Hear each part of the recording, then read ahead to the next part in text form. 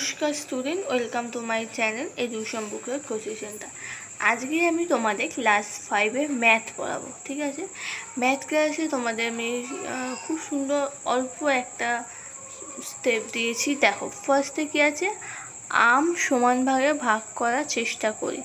ঠিক আছে, এবার জেনে রাখো, যাকে ভাগ করা হয় তাকে ভাজ্য বলে, যে সংখ্যা দিয়ে ভাগ করা তাকে ভাজক বলে, আর ভাগ করার পর যে সংখ্যা বেরোয় তাকে ভাগফল বলে, আর ভাগ করার পর অনেক সময় কোনো সংখ্যা বাকি থাকে তাকে বলে ভাগশেষ বা অবশিষ্ট। এবার দেখো কোশ্চেনটা,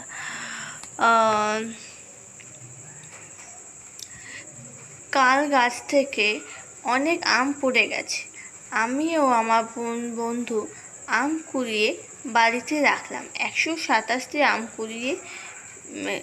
কুড়িয়েছি। পরের দিন আমরা 5 বন্ধুর মধ্যে আমগুলো সমান ভাগে ভাগ করে নেওয়ার চেষ্টা করলাম। মানে দেখো 5, 127 আর 25। ঠিক আছে, আমি লিখেছি 127 হচ্ছে ভাজক হচ্ছে 5, ভাগফল হচ্ছে 25 আর যেটা বেরিয়েছে, আর ভাগশেষ যেটুকু পড়ে আছে 2।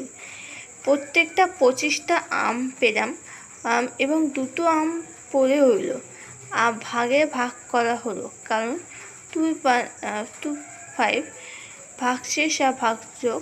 এবার আমরা মোট এটাকে করে,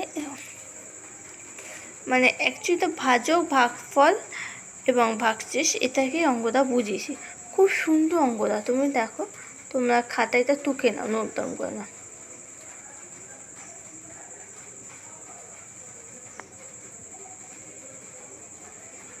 ওকে, তা আজকের মতো এখানে ম্যাথ ক্লাস কমপ্লিট করলাম।